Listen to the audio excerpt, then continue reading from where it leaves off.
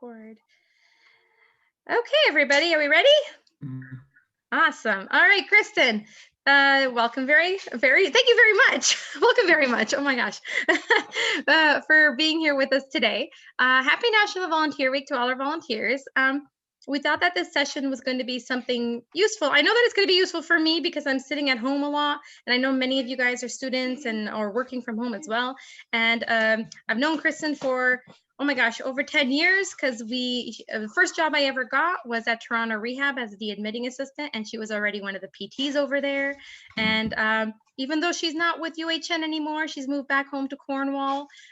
We keep in touch via our Instagram, and I thought that I would ask her to come along and share some tips with us, because I think that it's going to be super useful, considering I don't think we're going to be going off of the pandemic work from home stuff for a little while. So let me see, try to share that. So there's a little bit of a bio on Kristen.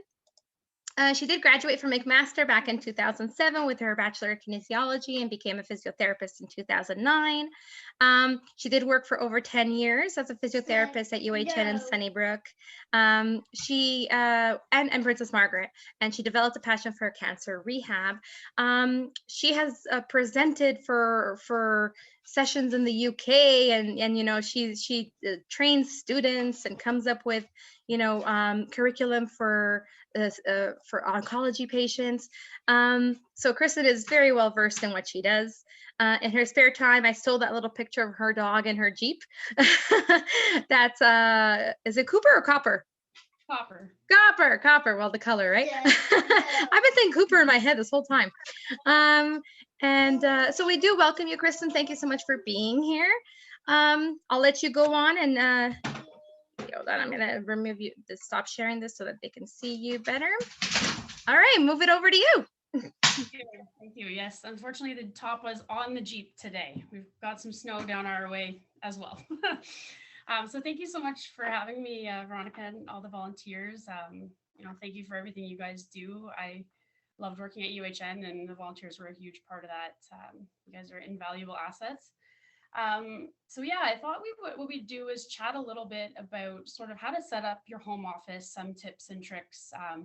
You know, as a physio, we've seen a ton of patients coming in lately with injuries, neck, back, shoulder, from working from home during the pandemic for about a year. So hopefully you'll find these tips helpful. What we'll do, we'll chat a little bit. I'll go through sort of head to toe kind of your setup. And then I have put together just a little full body 10-minute stretch that we can physically go through together just to get everybody's blood pumping this morning.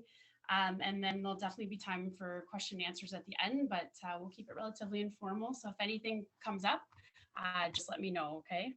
Sorry, I'm seeing that you're asking me to be louder. Okay, we'll try to do this. Alrighty. So one of the first things is when you're trying to set up is the body really wants to be in kind of a neutral setting. So the body doesn't like to be in one place for too long. And it doesn't like to be in a situation where our joints are extremely bent. So when you're thinking about setting up your office and the distance that you want to be, if you think about your computer screen, it should be about 1 arm's length away when you're sitting in your chair. And the center focus point of your screen should be right at your visual field so that your neck's not having to be bent looking down or extremely extended looking up. So some people at home might, you know, just have it on a counter or a desk. So you might want to prop that up with some books or boxes just to get you in a bit of a better position. When you're thinking about your upper body, positioning for the keyboard, whether it's a laptop or an external keyboard, you really don't want the shoulders to be hiked up. The shoulders should be nice and relaxed. Your elbows, you want them bent at about 90 degrees. So a nice comfortable bend there. And you really want to watch the wrists. So again, the wrists really need to stay neutral. A lot of the portable keyboards will have the little patunis that you can put up. Sometimes that causes you to be in a little bit too much, we call it wrist extension. So it's when your wrists are bent backwards. And when you're typing for a long period of time, that can put a lot of extra strain on the muscles in the back here. and can often lead to what's called tennis elbows. So it's an overuse of the muscles on the front part of your forearm and causes a lot of elbow pain. So you really want to watch that when you're using your mouse or using your keyboard, that your wrists kind of are staying in a more neutral position. So that might be another challenge for individuals that are sitting at kind of a counter or a kitchen table. So you might want to think about ways that you can get the keyboard down a little bit so you're in a more comfortable position. The arms can be resting, but you just want to watch if you're really leaning a lot through your elbow. We do have some really important nerves that kind of run in and around on the inside of your elbow. So if you're putting a little bit too much pressure, you can find that you get some discomfort and some tingling, pins and needles, arms falling asleep. So you just want to watch the added pressure you're putting there. So that's kind of the upper body. Ideally, we would want to choose a chair that offers you good support, and we all have a nice gentle kind of sway in our lower back, and you want to have something that might support that a little bit. So whether it's a small pillow or a small roll that you might put in, just to promote that sort of natural curvature of your spine. Our spine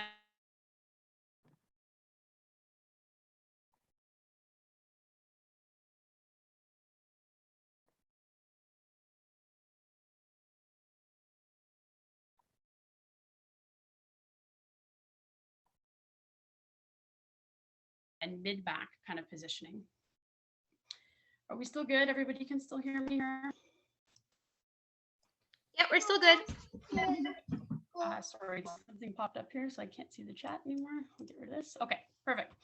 So now as we move down to your body, again, just try to always kind of think of a neutral kind of 90-degree position.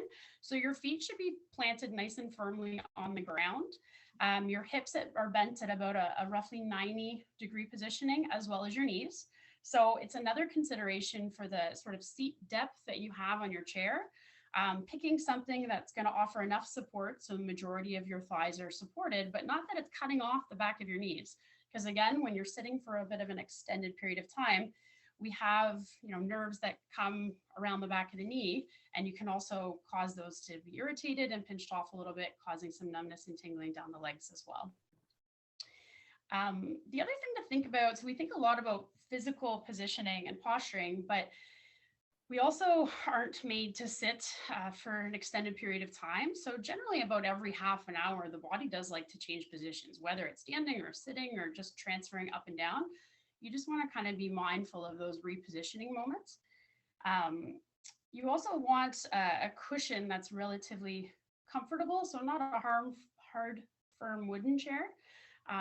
Something that's going to allow you to be able to reposition a little bit easier and not be so uncomfortable on sort of the glute muscles. And then you also want to think about your setup. So obviously right now, Veronica's got a lot of external factors happening. There's a lot of extra noise. So that causes you to have to concentrate a little harder. So trying to find a workspace that might be quiet to facilitate what you need to do. You also want to think about lighting. So lighting in the room to make sure that it's bright enough so that you can see everything you need to do, but also the lighting and brightness on your computer screen. So not having to strain our eyes as much. You can adjust the brightness in your computer. You can adjust the font size as well to facilitate an easier reading and communication, and also not to cause those added headaches and the strain. I actually don't need glasses, but I started wearing blue light glasses when we did virtual therapy because I was finding just looking at the computer for so long and the brightness of the computer was really causing a lot of added discomfort, and I was starting to get headaches and neck tension. So that was another consideration. It was interesting, as physios, we are very physical and mobile. And when the first pandemic first started to happen in March, we had to switch to virtual care. And we did that for about 3 and a bit months. And it was really eye-opening for us as well to how important it is to have the setup and the ideal situation and to get up and change positions between clients, because the body is not meant to stay in one position. So sometimes I'll recommend some of our office workers or clients or people who are now working virtual, almost set a timer, and either it's a cue that every time I finish a meeting I do this, or I set a timer every half an hour, 45 minutes, I get up, do a little walk, change positions, try to incorporate a good stretch break into the day a couple times a day, taking those nice deep breaths, and also just taking the opportunities when you get your breaks or lunch hours when it's not snowing outside, to get outside and just get some fresh air and just kind of step away from the office setup a little bit. Does anybody have any questions about sort of the physical setup? Any personal experiences of any issues? Stretch break into the day. Feel free to unmute yourself when you can put it in the chat box, guys. I actually just have a quick question about desks. I'm taller, so I find I have a lot of difficulty finding like the right chair with the right desk height with everything being set up. Do you have any tips or like recommendations on how to kind of find that good balance? Yeah, the other opportunity is we do have some colleagues here that are a little bit taller as well, and they've resorted to setting up sort of a modified stand-up desk as well.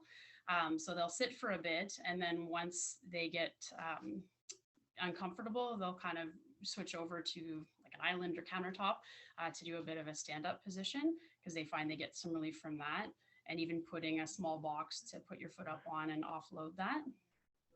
Definitely as much as you can to try and keep that sort of 90 degree. And when you're a little bit taller, you're really going to have to watch that shoulder hike, that you're not kind of sitting too low and then to compensate and then raising your arms up.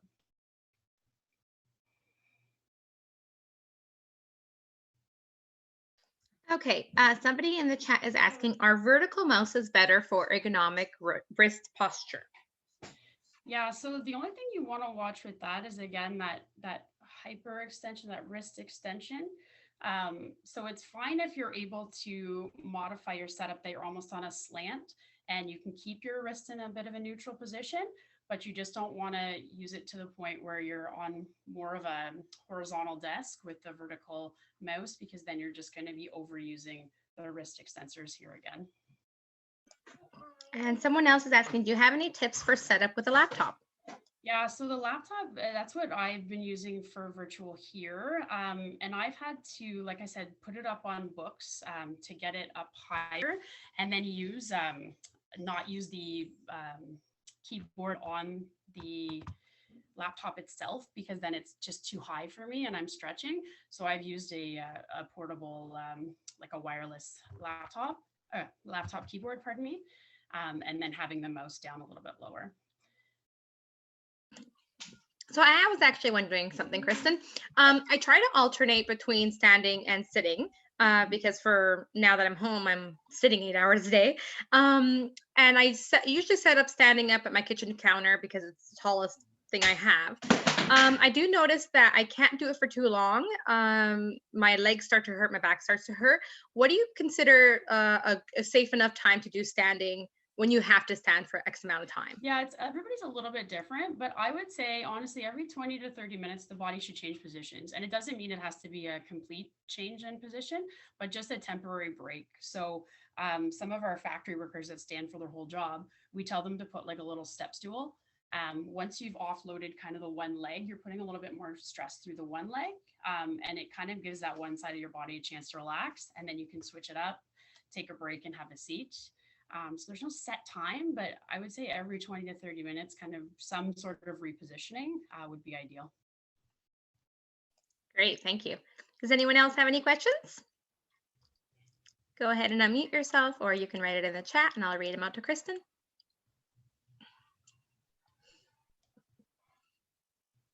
Oh, everyone's being shy, Kristen. All right, so I think the biggest thing is, the setup is super important, and we get focused on, I've got my good setup and I'm great and I can work my 10-hour day, but we're really engaging muscles in a way that they might not have worked in a while. So I think the stretching, full body stretching is super important, and just really being mindful of things when they're starting to get achy and irritating and making those adjustments before things get out of hand. Because it's very easy when we're doing repetitive tasks over and over again to get those repetitive strain injuries, which are hard to improve from. Sorry, there's somebody in the chat here, I think. Yeah, we can avoid tension headaches if we decrease the screen brightness, question mark? Yes, definitely. Now you want to find a balance where you're decreasing the brightness, but also that you can still see and you're not straining. I also, like I said, with the blue light glasses, I when my last 2 years at UHN, I was actually working a desk job, and I wasn't used to that at all, and I was getting really intense headaches. And once I tried these glasses, it really helped to reduce that sort of blue light glare that was happening, and I wasn't getting those headaches the same way. And there's so many nice ones out there now. They You really could are. be very fashionable. One more question on my part. I noticed that I got myself a good chair, got myself a good height desk, but even though I lean back, I tend to put my shoulders tend to roll forward. Yeah. So I end up almost hunchbacked. And I got myself a little posture corrector, which is like a little buzz that I put on myself. So when I lean forward, it reminds me to pull Yeah. back. But do you have any tips for anybody who doesn't have something like that? That's like a something that reminds them physically, For right? sure. I think this setup will help. Like if you're about an arm's length and you're sitting with a neutral, it should cause the muscles to, or the shoulders to be a little bit further back, engaging the muscles at the back. There are different posture belts, like there's little straps that you can wear too to give you that cue. Again, sometimes just recommending people set a timer. Every 20 minutes there's a little beep. It's just a cue. Have a glass of water and bring your shoulders back and down, and stretching out through there. So sometimes we get really engaged and involved in what's going on in our work. We're busy. We're trying to meet deadlines. We need those physical, either a visual reminder or an auditory reminder that now's the time to check your posture, check your positioning, and go from there. Yeah, I think that's super important because it's definitely something that I forget to do because you get so involved in what you're doing. Like you said, you get so focused that you forget. And I've noticed even my eyesight has gotten a little bit crappier since being from home because I'm, focusing on my computer so much. When I look away, things are blurry, right? Somebody wrote in the chat, keyboarding creates tension around the nape. What stretches, exercises work best for that? Yep. So I think that's probably a good segue into maybe getting into our stretching. Does anybody have any more questions, or do we want to move into the stretch routine? If anyone has any questions, stick it in the box. Even if we go into the stretch routine, we can answer some more after this. Yep. If you're comfortable turning on your cameras, go ahead so that Kristen can see you guys while we stretch. I'm going to do mine, but I'm going to turn my volume off so you don't hear my kid. I don't know if you guys can see me through there. Okay, so we're just going to start with some gentle. Now, obviously, I don't know everybody's sort of medical background, so just do what you can. With stretches, it should always be a nice.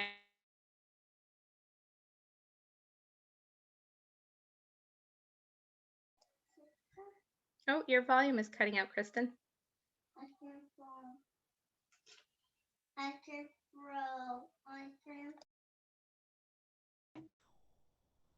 And then nice and slow, bringing your chin down to your chest.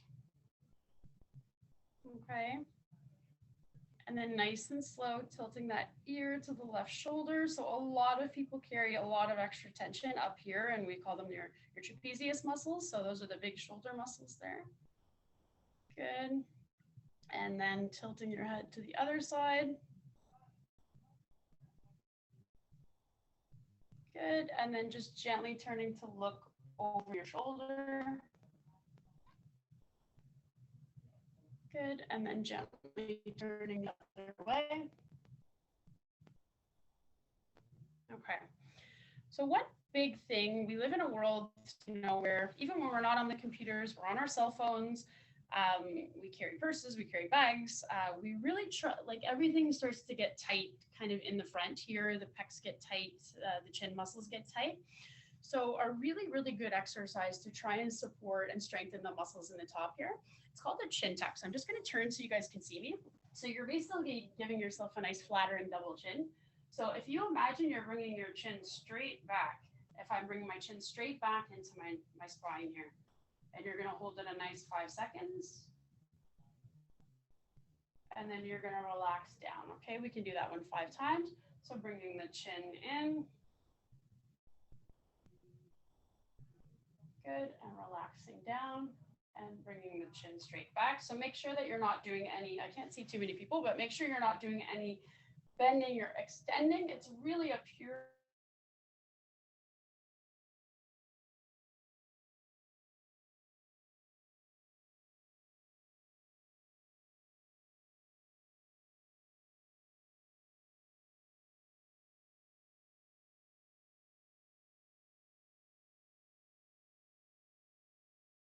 So the next one, we're going to move down to the shoulders.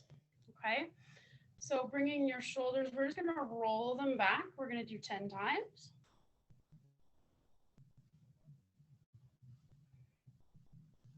Good. And now we're going to roll them forward.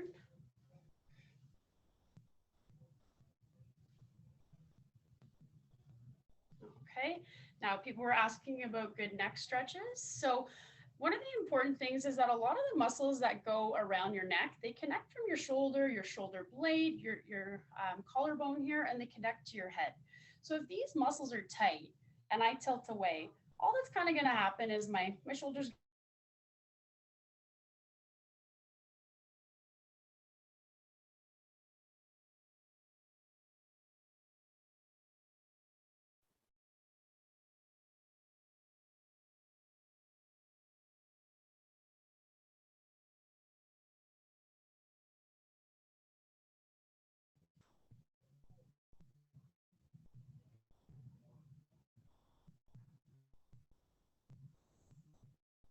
good. And then you're going to switch. So this hand, we're going to hold on to the chair. We're going to tilt the head away.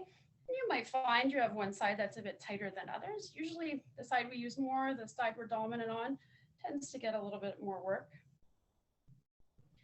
The nice thing about this positioning is we've got a few different muscles here, and you can kind of play around with your positioning of your head. So if you look up to the sky, you might find you feel it a bit tighter. And if you look down to your hip, you might find it a different spot as well. So there's kind of 3 or 4 different muscles that we get to stretch with this exercise, and you can play around with sort of that positioning. Sometimes people will be nice and flexible and they feel, oh, I'm not feeling as much of a stretch. You can apply a gentle pressure, but always watch with this. You're not supposed to be causing yourself any pain. So if you do apply a little gentle pressure, it's a nice tension, okay? It's not pulling, it's not yanking. It's just until you feel a nice stretch in through and around here. Okay, so we've got the neck loosening up a little bit. Now what we're going to do is take your arm and you're just going to put it across your body. Okay, so we're trying to stretch out all back in the back part of the arm. And you're going to hold it another 20 seconds. Good, so just across your body, and then you can use your other arm for just a gentle tug if you need it.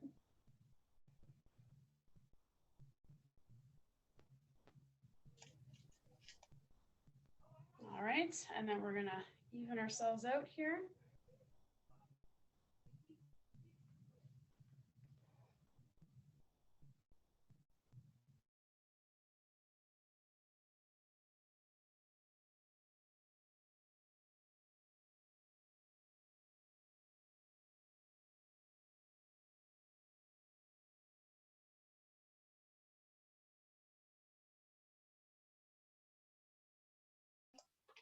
Is Putting our neck in too much of a position for too long, it can also cause a problem.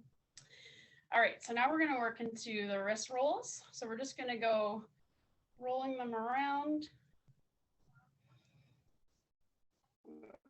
10 times, and then we're going to go the other direction. And you might hear clicking and cracking, and that's normal, as long as there's not any extra pain with that. Okay, so we did talk about how the mousing and the keyboarding can really cause an overuse of these muscles in the front here. So a good way to stretch that, I'm just going to stand so you can see my arm.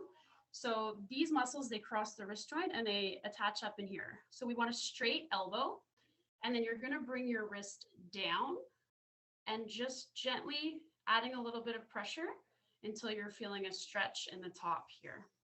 Okay, we're going to hold that for 20 seconds. So this one, if you do a lot of typing, if you do a lot of mousing, this is a super, super important one to try and add in a few times during your day. Okay, and we're going to even it out. So elbow remains, sorry, my elbow hyperextends a little bit, so don't attempt to achieve that. But elbow straight, and then you're bringing your arm in a little bit. And you can play again with the positioning. Everybody is a little bit different in terms of their flexibility, but bringing your arm outward or inward until you feel that optimal stretch sort of in the front of the forearm.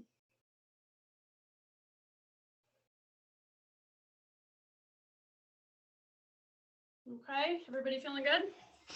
Okay, so So the next one is, we're gonna get the blood pumping a little bit. So it's just about changing positions. So we're gonna do some stand up, sit downs, okay? So as much as you're able to, obviously if you're on a rolling chair, please be careful with this. Ideally this is best done with a chair that's not gonna move on you. But the easiest way is if you're using both hands and you're pushing yourself up. For an added challenge, you can take one hand away. To make it the hardest, you're going to take both hands away and just try to stand up, okay? So you're going to stand up nice and tall, and then we're going to super slow and controlled sit on back down, okay? And again, we'll go for 10 of those. Good. And down, and feel free to modify it as needed. If you need one hand for support, that's okay. If you need two hands for support, okay? And for balance, you can always have the desk in front of you so that it doesn't turn into a bit of a balance activity there. I'm losing count a bit here. This, you never trust a physio to count because we'll just make you do it forever. We can do 5 more. Good.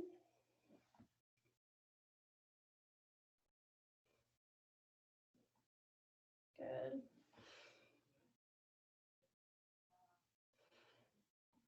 Two more.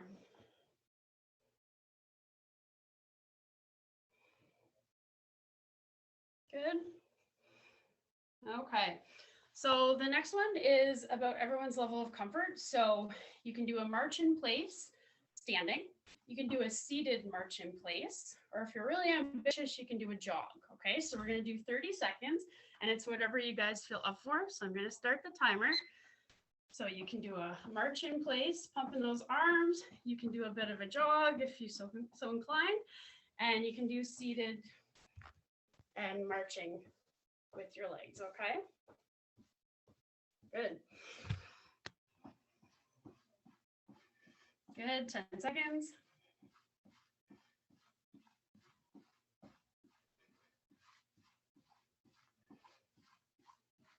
And time. Good.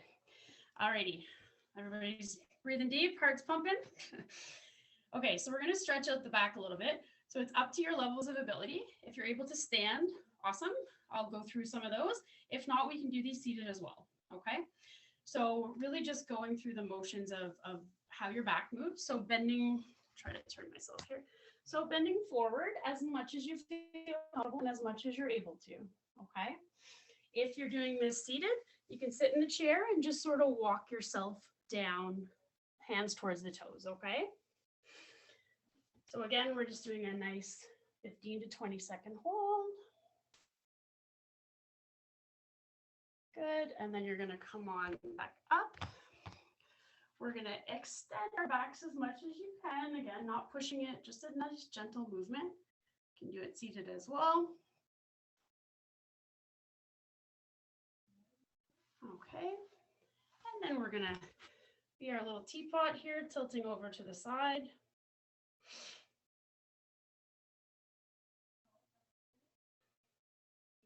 Good. And tilting over to the other side.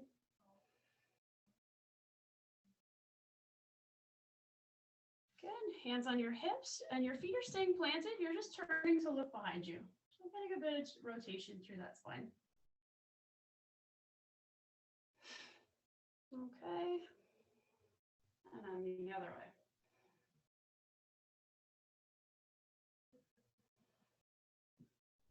All right.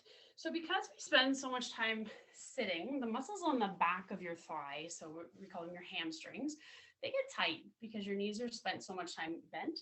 So I'm going to show you a stretch for the hamstrings.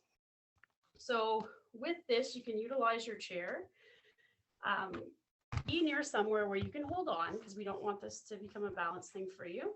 You'll have to adjust the height by your flexibility, but you're just going to get your foot up. So either on a low stool or the chair, okay? Let me try and back up here so you guys can see better. So you're holding on. You're just going to gently try and lean forward. So try not to roll your body. You're just bringing your chest forward as if you were going to bring your chest forward to touch. And you should start to feel a nice tension here in the back of the leg, okay? So we're going to hold it a good 15 seconds.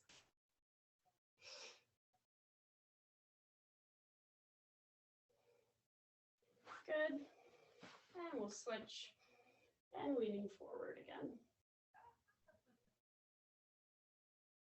And again, a nice tension, no extra pain.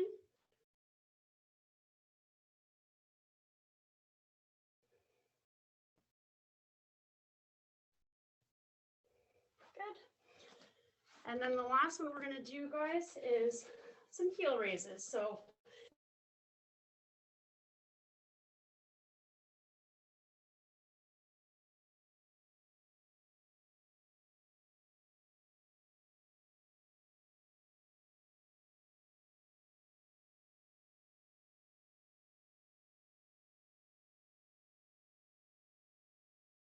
stable, and you're just raising your heels up. Okay, couple second hold and then down. Okay, and we'll go for 10.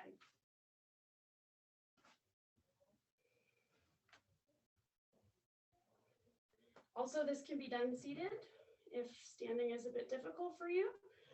Just raising those heels up and squeezing those calves.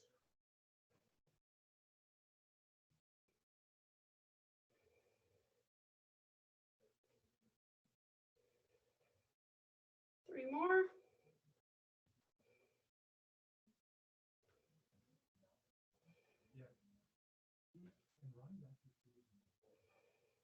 And last one.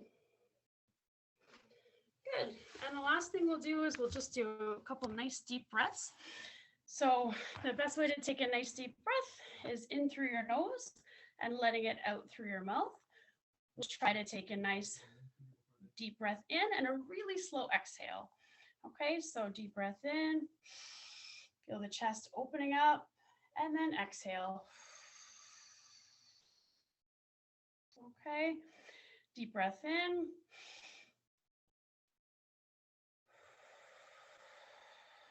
Good, and you can even get your arms involved to open up the chest a little bit more. So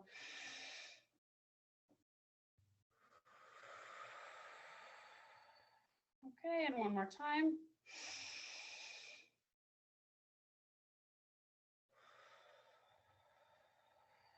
Great. So it's always good to remember to take some nice deep breaths. We're not as active when we're sitting at a desk.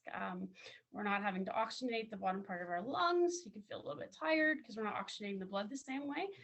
So just thinking about, again, when you're setting those timers to do the stretch breaks, to take some nice deep breaths as well. Everybody's feeling loose and limber? I know I am. I want to ask you a quick question.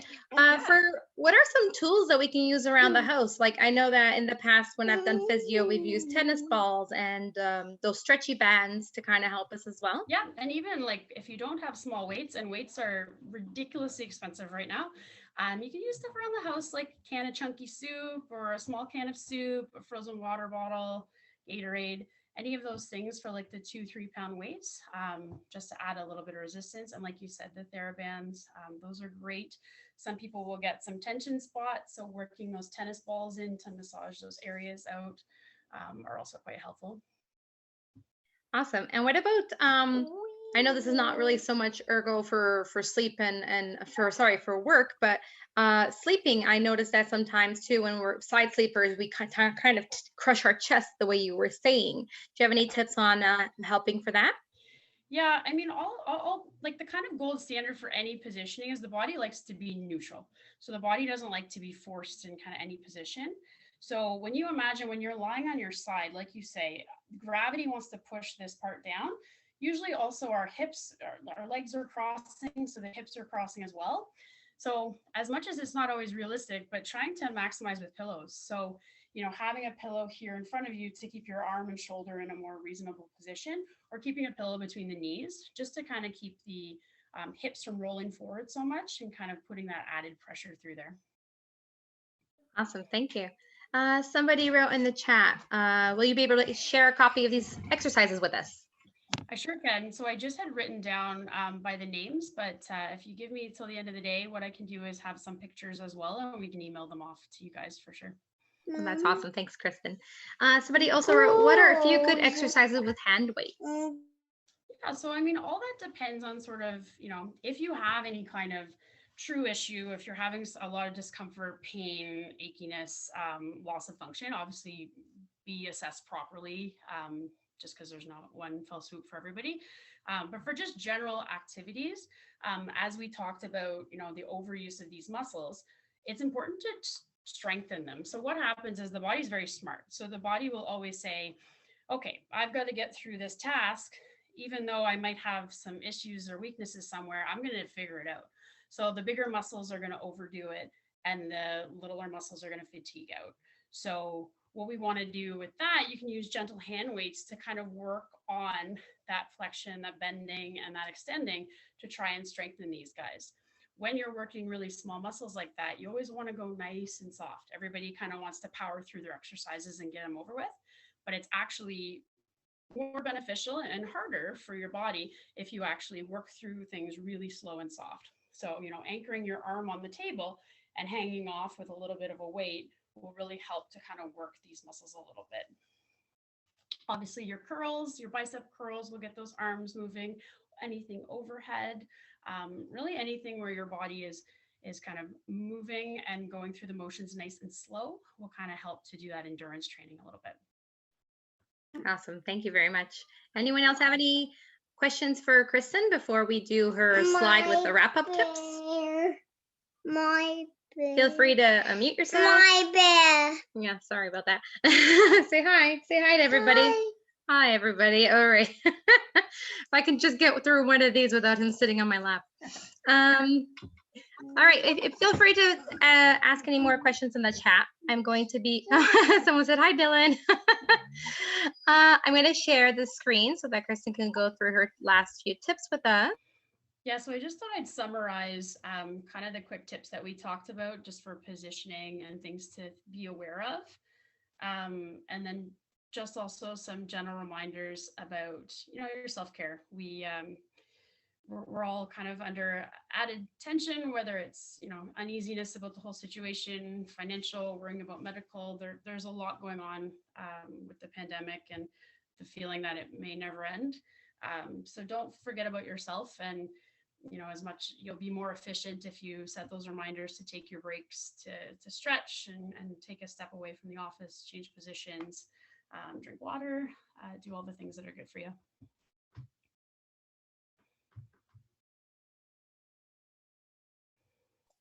Making sure we don't have anything else in the chat.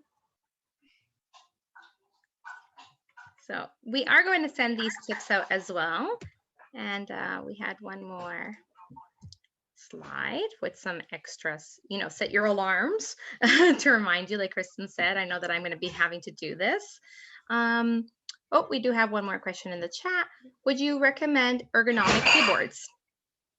Yeah, so there's a lot of things that people will put the word ergonomic on because of its design. So it's hard to say globally, as long as it's a keyboard that is keeping your hand in more of a neutral position and not raising you up too high, it would be appropriate. Some of them are quite large and cumbersome, and once you start getting into this bad wrist position, it can be bothersome. We've even recommended people switch mouse hands to, like, people that really use their right hand all the time and are starting to get overuse issues, actually teaching them to learn how to do it on their left, so that you're kind of switching gears, relying more on the keyboard for your right and more on the mouse for your left. But just be cautious with anything that says ergonomic. Just ensure that it truly is, and it's going to keep your body in more of a neutral position. And somebody also wrote, what position should you be using an iPad? I suppose, like, what's the best optimal position? Yeah, iPad's tricky, and even your cell phones, like, we all sit with our cell phone down here and really overuse the thumb. So ideally keeping it more upright and using more than just your thumb, other fingers. Same with an iPad. If you're just looking and following a chat and you don't necessarily have to type or anything, keeping it sort of up right about mid eye level and then about an arm's length away would be perfect. If you have to engage in it, again, I would try to alternate how many fingers that you're using, so you're not overusing usually the thumb and the index finger.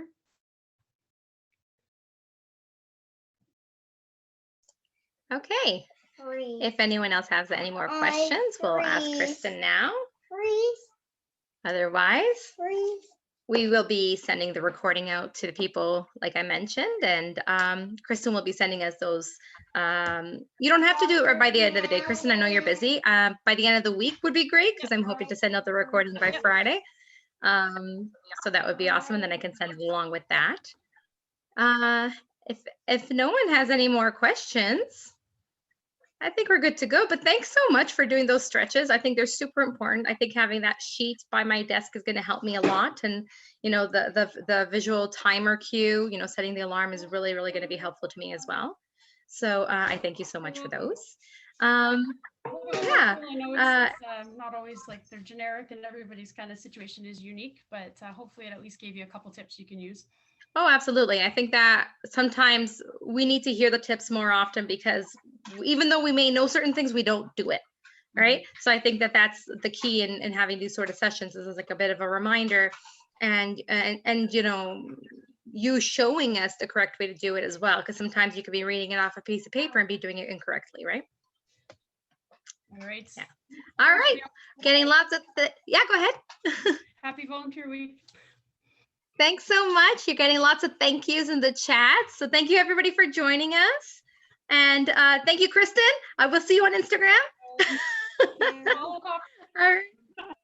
Thanks, everyone. Have a wonderful day. Bye. Thank you. Thank you. Your exercises. Thank you.